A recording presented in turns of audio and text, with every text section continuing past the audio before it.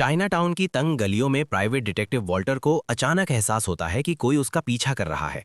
वो तेज कदमों से चलने लगता है और जाते जाते एक पैकेट चुपचाप पास के मेल बॉक्स में डाल देता है। लेकिन जैसे ही वो सड़क पर पहुंचता है, एक तेज रफ्तार वैन उसे जोरदार टक्कर मार देती है।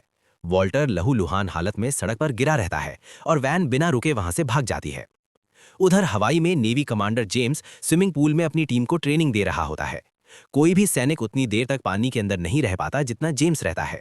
वो बाहर आकर सबको डांट ही रहा होता है कि तभी एक सोल्जर आकर बताता है कि पुलिस से एक बहुत जरूरी कॉल आई है।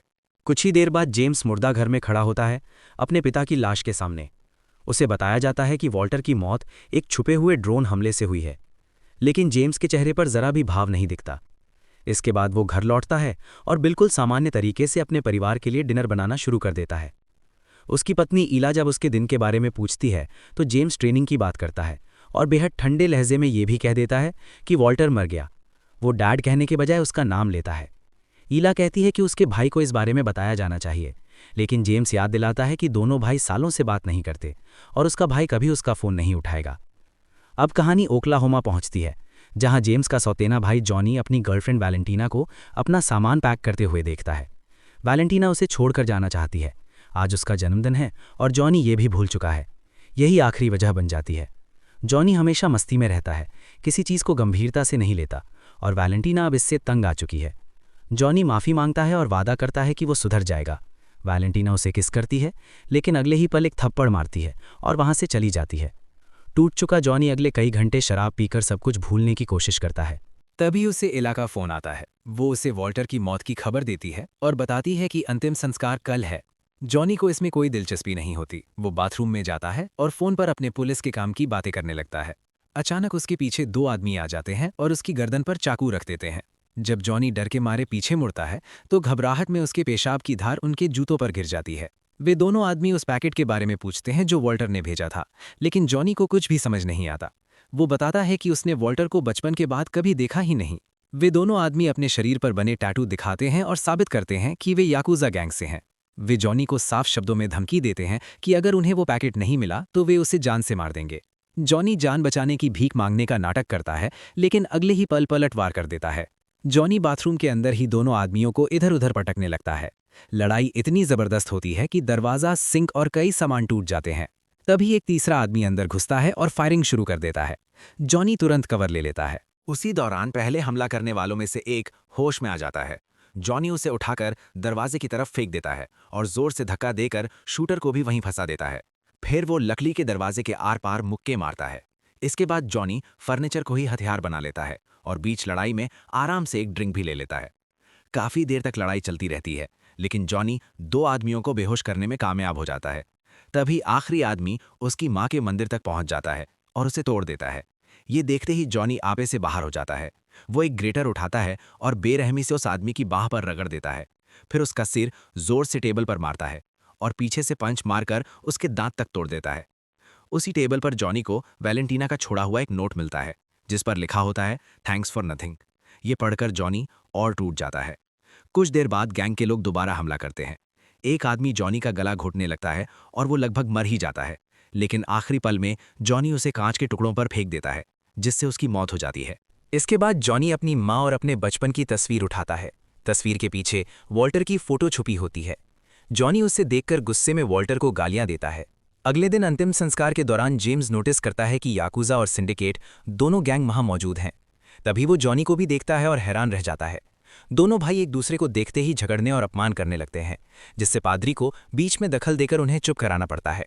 पादरी के भाषण के बाद वॉल्टर की राख को नाव में समुद्र के हवाले कर दिया जाता है। बाद में जॉनी को पता चलता है कि जेम्स उसी घर में रह रहा है जहां उनका बचपन बीता था। यही सच्चाई सामने आती है कि वॉल्टर ने जेम्स की मां को धोखा दिया था और अपनी प्रेमिका से जॉनी को जन्म दिया था। इस अफेयर ने जेम्स का पूरा परिवार बर्बाद कर दिया था। इसी वजह से जेम्स हमेशा जॉनी से नफरत करता रहा। हालांकि जेम्स की मां जॉनी का खुले दिल से स्वागत करती है।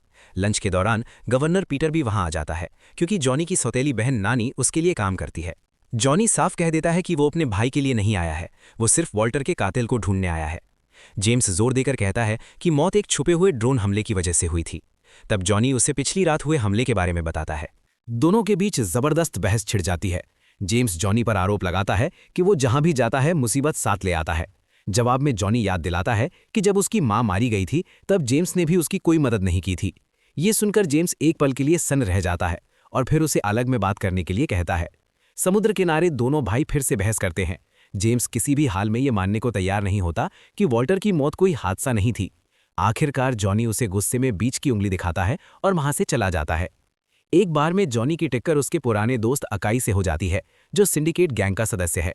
अकाई बताता है कि उसका बॉस मिस्टर के जॉनी से मिलना चाहता है, लेकिन जॉनी इसमें कोई दिलचस्पी नहीं दिखाता। तभी अचानक जॉनी की तबीयत बिगड़ने लगती है और उसे एहसास होता है कि अकाई ने उसके ड्रिंक में कोई नशीला पदार्थ मिला दिया था। कुछ ही सेकंड में जॉनी बेहोश होकर गिर पड़ता है। जब जॉनी को होश आता है तो वो खुद को एक कमरे में मिस्टर के सामने पाता है। मिस्टर के उसे याद दिलाता है कि अतीत में जॉनी ने उसके बहुत से आदमियों को बुरी तरह मारा था। जॉनी साफ कह देता है कि उसने ऐसा इसीलिए किया था क्योंकि सिंडिकेट ने उसकी मां की हत्या की थी। मिस्टर के जॉनी को हवाई छोड़ने की चेतावनी देता है, लेकिन जॉनी मना कर देता है। गुस्से में आकर मिस्टर के उसे टेबल पर पटक देता है और उसकी गर्दन पर अपने नाम का पहला अक्षर चाकू से गोंद देता है। वो उसे 7 दिन का वक्त देता है, या तो हवाई छोड़ दो या फिर जान से हाथ धो बैठोगे। इधर जेम्स डिटेक्टिव रेनॉल्ड से मिलने जाता है और वॉल्टर की केस फाइल मांगता है। रेनॉल्ड कहता है कि वो रिपोर्ट देख सकता है, लेकिन उसमें कुछ खास नहीं है। हादसा ऐसे इलाके में हुआ था जहां लोग पुलिस से बात नहीं करते और वहां लगा इकलौता कैमरा भी खराब था। पुलिस को पूरा यकीन है कि ये एक छुपे हुए ड्रोन का मामला है, इसलिए कोई गहराई से जांच नहीं कर रहा। इसके बाद जेम्स पुलिस स्टेशन से वॉल्टर का सामान लेता है। उसमें एक चाकू और एक वॉलेट मिलता है जिसके अंदर एक टिकट है जिस पर कुछ अजीब सी शब्दों की लिस्ट लिखी हुई है। उसी समय जॉनी वॉल्टर के घर में घुस जाता है। वो डेस्क में रखी एक बंदूक ढूंढ निकालता है और उसे अपने पास रख लेता है। तभी उसे महसूस होता है कि कोई और भी अपार्टमेंट में आ गया है, तो वो दूसरे कमरे में छिप जाता है। एक आदमी पहा डेस्क पर रखे कागजों को खंगालने लगता है। जॉनी उसे पीछे से पकड़ने की कोशिश करता है, लेकिन पहा एक प्लेट उसकी तरफ फेंकता है और भाग निकलता है। वो छतों और गाड़ियों के ऊपर से कूदता हुआ नीचे सड़क तक पहुंचता है, लेकिन जैसे ही वो मेन रोड पर आता है, जॉनी पहले से वहां खड़ा होता है और उसे जोरदार मुक्का मार देता है। इसके बाद जॉनी पहा को एक बार में ले जाता है और उससे सच्चाई उगलवाने को कहता है। पहा बताता है कि वो वॉल्टर के लिए काम करता था और वॉल्टर उसके लिए पिता जैसा था। वॉल्टर के बहुत सारे दुश्मन थे जो उसे मारना चाहते थे। उसका आखिरी काम एक केटरिंग कंपनी के साथ था जहां पहा ने वेटर बनकर काम किया था, लेकिन पहा को कभी समझ नहीं आया कि वॉल्टर ने उसे वही काम क्यों दिया। जॉनी फैसला करता है कि अब से पहा उसी के लिए काम करेगा। वो पहा की टूटी हुई नाक को जबरदस्ती दबाकर सही करता है, जिससे पहा दर्द से चीख उठता है। वापस जेम्स की तरफ वो हादसे वाली जगह पर पहुंचकर सड़क पर पड़े टायरों के निशानों को ध्यान से देखता है। तभी उसकी नजर पास की एक अडल्ट शॉप में लगे कैमरे पर जाती है। वो अंदर जाकर पैसे देने की पेशकश करता है ताकि सिक्योरिटी फुटेज देख सके, लेकिन दुकान का मालिक मना कर देता है। गुस्से में जेम्स क्लर्क पर हमला कर देता है और उसके शरीर से पियर्सिंग नोच लेता है। कुछ देर बाद जॉनी और पहा फिर से वॉल्टर के घर पहुंचते हैं। वहां उन्हें एक सर्फिंग बोर्ड मिलता है। पहा बताता है कि वॉल्टर कभी सर्फिंग नहीं करता था। जॉनी को बोर्ड में कुछ गड़बड़ लगती है। जब वो उसका एक हिस्सा खींचता है तो अंदर छुपा हुआ कंपार्टमेंट खुल जाता है और उसमें से कुछ ब्लूप्रिंट गिर पड़ते हैं। जॉनी तुरंत हनानी को फोन करता है और बताता है कि इन गुप्त ब्लूप्रिंट्स पर गवर्नमेंट की मोहर लगी है जो पीटर से जुड़ी हुई है। हनानी वादा करती है कि वो बाद में डेटाबेस चेक करेगी। जैसे ही पहा वहां से जाने की कोशिश करता है, अचानक दरवाजा जोर से टूटता है। जेम्स बंदूक ताने हुए अंदर घुस आता है। जॉनी भी तुरंत अपनी गन निकाल लेता है। कुछ पल बाद दोनों को एहसास होता है कि वे एक ही केस पर काम कर रहे हैं, तो वे हथियार नीचे रख देते हैं। जेम्स एक फ्लैश ड्राइव दिखाता है जिसमें अडल्ट शॉप की सिक्योरिटी फुटेज होती है। वीडियो देखकर उन्हें पता चलता है कि वैन पर कोई नंबर प्लेट नहीं थी और ड्राइवर ने टक्कर से पहले गाड़ी मोड़ने की कोशिश भी नहीं की थी। जॉनी को लगता है कि यह हादसा नहीं बल्कि सोची समझी हत्या थी, लेकिन जेम्स अभी और सबूत चाहता है। जॉनी पाहा को भेजता है कि वो केटरिंग कंपनी के बारे में जानकारी निकाले, जो वॉल्टर का आखिरी काम था। इसके बाद दोनों भाई कार में निकल पड़ते हैं। रास्ते में दोनों की बहस होने लगती है और इसी वजह से वे मोड़ पर खड़ी एक बड़ी गाड़ी को नहीं देख पाते। जोरदार टक्कर हो जाती है। वो भारी गाड़ी उनकी कार को सड़क पर घसीटती चली जाती है, जिससे आसपास की दूसरी गाड़ियां भी टकरा जाती हैं। तभी उस गाड़ी में बैठे लोग फायरिंग शुरू कर देते हैं। जॉनी रफ्तार बढ़ाने की कोशिश करता है, लेकिन गलती से सड़क किनारे रखी रेस्टोरेंट की टेबल्स को टक्कर मार देता है। दोनों गाड़ियां आपस में बुरी तरह फंस चुकी होती हैं, इसलिए भाई वहां से निकल नहीं पाते। जॉनी दुश्मनों की कार पर गोलियां चलाता है, लेकिन उनकी खिड़कियां बुलेट प्रूफ होती हैं। तभी जेम्स एक सटीक गोली से शूटर के सिर में वार करता है और उसे मार गिराता है। वो बाकी लोगों को भी खत्म करना चाहता है, लेकिन उसकी गोलियां खत्म हो जाती हैं। तभी जॉनी कार का दरवाजा गोली मारकर तोड़ता है और बाहर कूद जाता है। वो सड़क पर दौड़ते हुए पीछा कर रहे लोगों पर लगातार फायरिंग करता है। चारों तरफ अफरा तफरी मच जाती है। लोग जान बचाकर इधर उधर भागने लगते हैं। इधर जेम्स को कुछ गोलियां मिल जाती हैं। वो खिड़की के रास्ते बाहर निकलता है और दुश्मन की गाड़ी पर छलांग लगा देता है, लेकिन उसकी गोलियां भी शीशा नहीं तोड़ पाती। आखिरकार जॉनी दुश्मन की गाड़ी के इंजन पर गोली मार देता है। गाड़ी जोरदार धमाके के साथ फट जाती है और पलट जाती है, जबकि जेम्स उछलकर सड़क पर गिर जाता है। पुलिस स्टेशन में डिटेक्टिव रेनार्ड दोनों भाइयों पर जमकर चिल्लाता है और बताता है कि उन्होंने शहर में कितना बड़ा बवाल खड़ा कर दिया है। वो ये भी खुलासा करता है कि जॉनी को 2 महीने पहले पुलिस की नौकरी से सस्पेंड कर दिया गया था और उस पर जरूरत से ज्यादा ताकत इस्तेमाल करने की जांच चल रही है। जेम्स रेनार्ड को फ्लैश ड्राइव देता है और केस की जांच करने को कहता है, लेकिन रेनार्ड उसे नजरअंदाज कर देता है और दोनों को चेतावनी देता है कि वे इस मामले से दूर रहें। शाम को हनानी भाइयों को बताती है कि उसे सिस्टम में क्या मिला। वे ब्लूप्रिंट्स ईस्ट साइड की एक प्रॉपर्टी के थे, जिन्हें मार्कस नाम के एक आदमी ने बनवाया था, जिसके दुनिया भर में रिजॉर्ट्स हैं। जेम्स नोटिस करता है कि ब्लूप्रिंट के पीछे सेक्रेट कसिनो प्रिंसेस की मोहर लगी है, जो अजीब है क्योंकि इस द्वीप पर जुआ गैर कानूनी है। सब तय करते हैं कि सच्चाई जानने के लिए उन्हें अगले दिन होने वाले सालाना फंडरेजर में मार्कस से बात करनी होगी। अगली सुबह जेम्स जॉनी से पूछता है कि उसे सस्पेंड क्यों किया गया था। जॉनी बताता है कि उसने एक ड्रग डीलर को गोली मार दी थी, जो बच्चों को नशीले पदार्थ बेच रहा था। जेम्स ये बात सुनकर चुपचाप स्वीकार कर लेता है। इसके बाद दोनों उस जगह पर जाते हैं जहां कसिनो बनना था, लेकिन वहां कोई कंस्ट्रक्शन साइट नहीं होती। वो एक पुराना हवाईयन गांव होता है जो सदियों से लोकल समुदाय का है। तभी जॉनी को पाहा का फोन आता है। वो बताता है कि पुलिस ने समुद्र से एक नीली वैन निकाली है। दोनों भाई तुरंत वहां पहुंचते हैं और पता चलता है कि पुलिस को एक सरकारी अकाउंटेंट की लाश भी मिली है। वैन पर कोई नंबर प्लेट नहीं होती, लेकिन रेनार्ड के पास द्वीप पर रजिस्टर्ड सभी नीली वैन की लिस्ट होती है। भाई उस लिस्ट को देखने की कोशिश करते हैं, लेकिन रेनार्ड वापस ले लेता है और फिर से उन्हें चेतावनी देता है कि इस झमेले से दूर रहें। रेनार्ड के जाते ही जॉनी पाह से कहता है कि वो हयाशी इंपोर्ट्स के बारे में जानकारी निकाले, क्योंकि लिस्ट में वही एकमात्र जापानी नाम था। कुछ घंटों बाद पाह फंडरेजर इवेंट में वेटर बनकर काम कर रहा होता है और भाइयों के लिए एक्स्ट्रा यूनिफॉर्म शर्ट्स ले आता है ताकि वे चुपचाप अंदर घुस सकें। वो ये भी कंफर्म करता है कि हयाशी इंपोर्ट्स याकुजा से जुड़ी हुई है। टीम शक से बचने के लिए अलग अलग हो जाती है। जेम्स एक मेहमान नाकामूरा को सर्व करता है। नाकामूरा आराम से अपनी प्लेट पर हैप्पी पाउडर डाल देता है। जेम्स उसकी प्लेट से उसका क्रेडिट कार्ड चुरा लेता है और देखता है कि उस पर हयाशी इंपोर्ट्स लिखा है। जेम्स कार्ड वापस करते हुए बहाना बनाता है कि उसे ये जमीन पर मिला था और कैजुअली पूछता है कि क्या हयाशी इंपोर्ट्स की कोई नीली वैन गायब हुई है। शक में पड़ा नाकामूरा घुमाकर जेम्स को धमकी देता है और वहां से चला जाता है। उधर जॉनी की मुलाकात मोनिका से होती है। वो जॉनी का सरनेम पहचान लेती है और वॉल्टर के बारे में पूछती है। जब जॉनी उसे हादसे के बारे में बताता है तो मोनिका खुलासा करती है कि वो मार्कस की पत्नी है और उससे तलाक लेना चाहती है। उसने वॉल्टर को कुछ सबूत इकट्ठा करने के लिए हायर किया था ताकि उस पर दबाव बनाया जा सके। उन सबूतों के बिना वो खुद को सुरक्षित नहीं मानती। वो सार्वजनिक जगह पर ज्यादा कुछ नहीं कहना चाहती और जॉनी को अगले दिन अपने पेंट हाउस आने को कहती है। तभी हथियारबंद गार्ड दोनों भाइयों को घेर लेते हैं और उन्हें मार्कस के पास ले जाते हैं।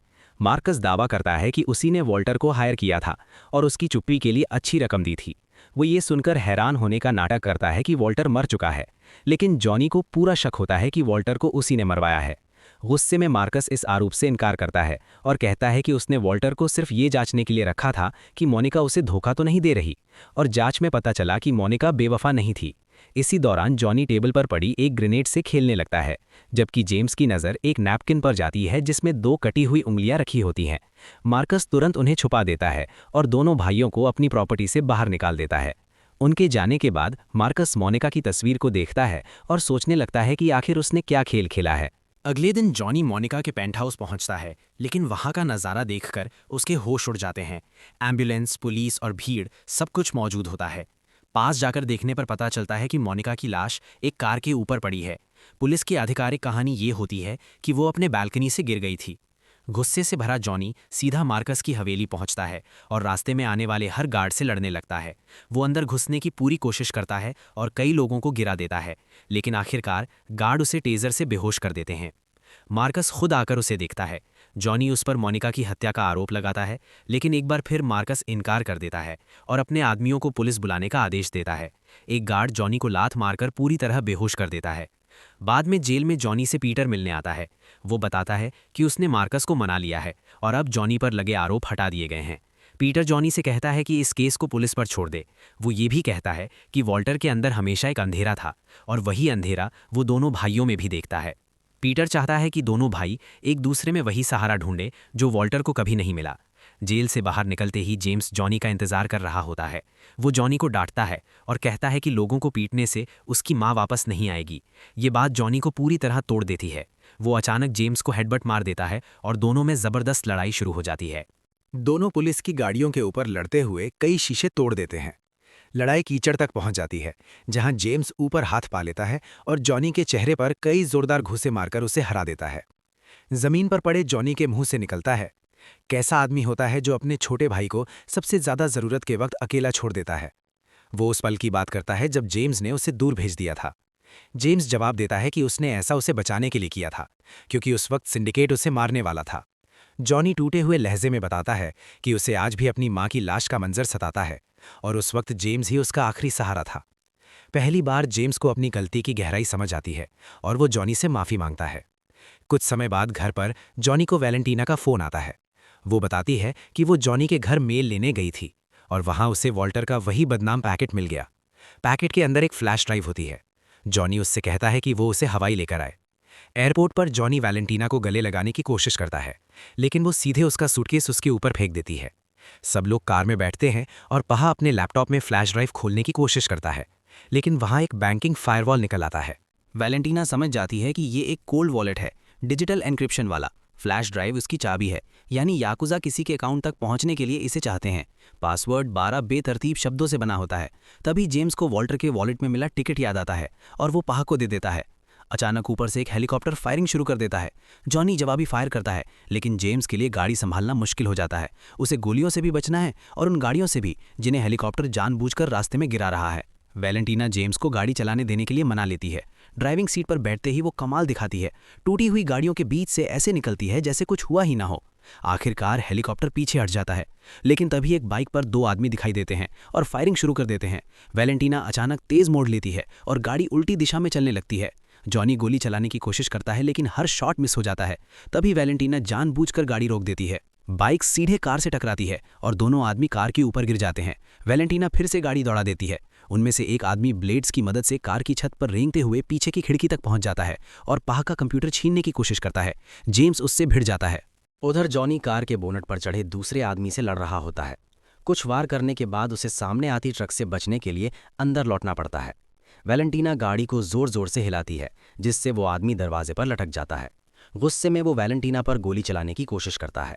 जॉनी उसका हाथ पकड़कर गोलियों की दिशा मोड़ देता है और वैलेंटीना गाड़ी को बाढ़ के बहुत पास ले जाती है। दुश्मन का हाथ बुरी तरह कुचल जाता है और उसका शरीर सड़क पर गिर जाता है। इधर जेम्स दरवाज़ा खोलकर दूसरे आदमी का सिर सड़क पर रगड़ देता है, जिससे खून की लकीर बन जाती है। फिर वो उसे गाड़ी से बाहर फेंक देता है। इस पूरे हंगामे की वजह से पीछे आ रही कई आम गाड़ियां आपस में टकरा जाती हैं। वैलेंटीना जैसे ही जॉनी को किस करती है, तभी अचानक हेलीकॉप्टर फिर से लौट आता है और फायरिंग शुरू कर देता है। दोनों भाई भी जवाबी गोलियां चलाते हैं। जेम्स की एक सटीक गोली शूटर के सिर में लगती है। शूटर का शरीर पीछे की ओर गिरता है और उसी पल गोलियां पायलट को लग जाती हैं। कुछ ही सेकंड में हेलीकॉप्टर नियंत्रण खो देता है और सड़क पर आकर क्रैश हो जाता है। वैलेंटीना पूरी रफ्तार से गाड़ी दौड़ाती है और धमाके से ठीक पहले एक टनल में घुस जाती है। तेज विस्फोट की आवाज पीछे गूंजती है, लेकिन वे सभी सुरक्षित निकल जाते हैं। थोड़ी देर बाद सब लोग रुकते हैं और आखिरकार पाह फ्लैश ड्राइव का डेटा खोलने में कामयाब हो जाता है। जानकारी देखकर सबके होश उड़ जाते हैं।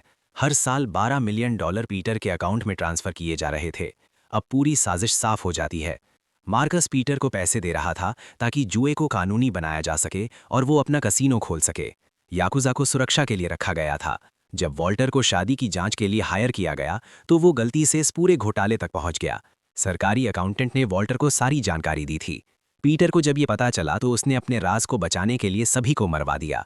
इधर हनानी पीटर को ब्लूप्रिंट दिखाती है और इशारा करती है कि मार्कस शायद उतना साफ आदमी नहीं है। पीटर अनजान बनने का नाटक करता है, ब्लूप्रिंट अपने पास ले लेता है और सभी प्रोजेक्ट की समीक्षा का वादा करता है। जब सब घर लौटते हैं तो जेम्स को अपना परिवार कहीं दिखाई नहीं देता। वो घबराकर फोन करता है, लेकिन जमीन पर एला का मोबाइल पड़ा मिलता है। बेहवास होकर वो पूरे घर में खोज करता है और राहत की सांस लेता है जब उसके बच्चे बाथरूम में छिपे मिलते हैं। बच्चे बताते हैं कि एला को किडनैप कर लिया गया है। जेम्स उन्हें गले लगाकर समझाता है कि इसमें उनकी कोई गलती नहीं थी। तभी मार्कस एक वीडियो भेजता है। जिसमें इला और हनानी उसके बेसमेंट में बंधी हुई दिखाई देती हैं। वो फ्लैश ड्राइव के बदले उनकी जान मांगता है। गुस्से से भरा जेम्स अपना हथियारों का जखीरा खोल देता है। दोनों भाई जितनी बंदूकें उठा सकते हैं उठाते हैं। शाम होते ही वे मार्कस की हवेली के बाहर 2 गार्ड्स को चुपचाप मार गिराते हैं और अंदर घुस जाते हैं। आंगन में मौजूद बाकी गार्ड्स को भी बिना शोर मचाए खत्म कर दिया जाता है। अचानक मार्कस की कार की खिड़की टूटती है। गार्ड्स पास जाकर देखते हैं जहां एक नोट लगा होता है, स्माइल। और तभी जॉनी एक एक करके सबको गोली मार देता है। जेम्स स्नाइपर की तरह ऊपर से कवर देता है। पहली मंजिल पर एक गार्ड को मारने की कोशिश करता है, लेकिन शीशा बुलेट प्रूफ निकलता है। आवाज सुनकर गार्ड खिड़की खोलता है और जेम्स तुरंत उसे ढेर कर देता है। अचानक पूरी हवेली की बिजली चली जाती है। मार्कस एक बेसमेंट गार्ड को जांच के लिए भेजता है। वो बताता है कि सारे केबल काट दिए गए हैं। जैसे ही वो पलटता है, स्विमिंग पूल में अपने साथियों की लाशें देखता है। उसी पल जॉनी पीछे से उसकी गर्दन में चाकू घोंप देता है और रेडियो ढाकर मार्कस से कहता है, हम आ रहे हैं। मार्कस नाकामुरा और उसके आदमियों को भेजता है। कॉरिडोर में जेम्स उनसे भिड़ जाता है। जगह तंग होती है, लेकिन कुछ ही मिनटों में वो सभी को मार गिराता है। एक आदमी भागने की कोशिश करता है तो जेम्स उसे पटक कर हथौड़े से उसका सिर मारने लगता है। जॉनी आकर उसे रोकता है। आखिरकार दोनों भाई बेसमेंट पहुंचते हैं और इलावा हनानी को आज़ाद कर देते हैं। वे भागने लगते हैं, लेकिन जॉनी रुक जाता है। उसे मार्कस से बदला लेना है। इला जेम्स को समझाती है कि वो ठीक रहेगी और उसे जॉनी के साथ जाने को कहती है। महिलाओं के सुरक्षित निकल जाने के बाद जेम्स वापस बेसमेंट में आता है, जहां नाकामुरा से आमना सामना होता है। दोनों में जबरदस्त फायर फाइट होती है। नाकामुरा गोलियों के बीच हैप्पी पाउडर लेता रहता है। जब उसकी गोलियां खत्म हो जाती हैं तो वो तलवार उठा लेता है। जेम्स हाथों हाथ लड़ते हुए एक गदा पकड़ता है। वो गदा नाकामुरा के चेहरे पर रगड़ता है, फिर उसका हाथ तोड़ देता है। तलवार छीनकर उसे घोंप देता है और ब्लेड उसके चेहरे में धंसा देता है। उधर जॉनी देखता है कि मार्कस नाव से भागने की कोशिश कर रहा है। वो उसे पकड़ लेता है और दोनों में हाथापाई शुरू हो जाती है। मार्कस एक हुक से जॉनी के कंधे में वार करता है और उसे घसीटता है। फिर वो अपनी बंदूक उठा लेता है और लंबा भाषण देने लगता है। इसी बीच जॉनी चुपचाप वो ग्रेनेड एक्टिवेट कर देता है जो उसने पहले चुराया था। गुस्से में मार्कस फिर भी जॉनी को गोली मार देता है। जॉनी पानी में गिर जाता है और ठीक उसी पल ग्रेनेड फट जाता है। तभी जेम्स घाट पर पहुंचता है और बिना सोचे पानी में कूद जाता है। वो अपने भाई को बचा लेता है। दोनों सतह पर आते हैं और दूर जलती आग को देखते हैं। मार्कस अब मर चुका होता है। अगली सुबह रेनॉल्ड सबके सामने पीटर को गिरफ्तार कर लेता है। कुछ समय बाद परिवार समुद्र तट पर सुकून के पल बिताता है और अपने खोए हुए प्रियजनों की तस्वीरें लगाता है। जॉनी अपनी मां से माफ़ी मांगता है कि वो इतने साल घर से दूर रहा और वादा करता है कि वो वैलेंटीना के साथ बेहतर इंसान बनेगा। तभी मिस्टर के सामने आता है। वो बताता है कि वो कभी नहीं चाहता था कि जॉनी द्वीप छोड़े।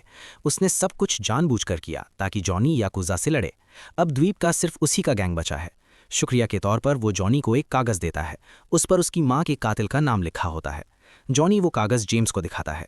जेम्स कहता है कि वो उसका साथ देगा, लेकिन ये भी याद दिलाता है कि वॉल्टर ने फ्लैश ड्राइव उसे घर वापस लाने के लिए भेजी थी। जॉनी कागज़ जला देता है, अपने गुस्से को हमेशा के लिए छोड़ने के लिए। वो अपने परिवार के पास लौटता है और एक नई जिंदगी शुरू करने का फैसला करता है। और दोस्तों, अगर आपको ऐसी और मूवी एक्सप्लेनेशंस देखनी है तो चैनल को सब्सक्राइब करें और नोटिफिकेशन ऑन करना ना भूलें। देखने के लिए थैंक यू।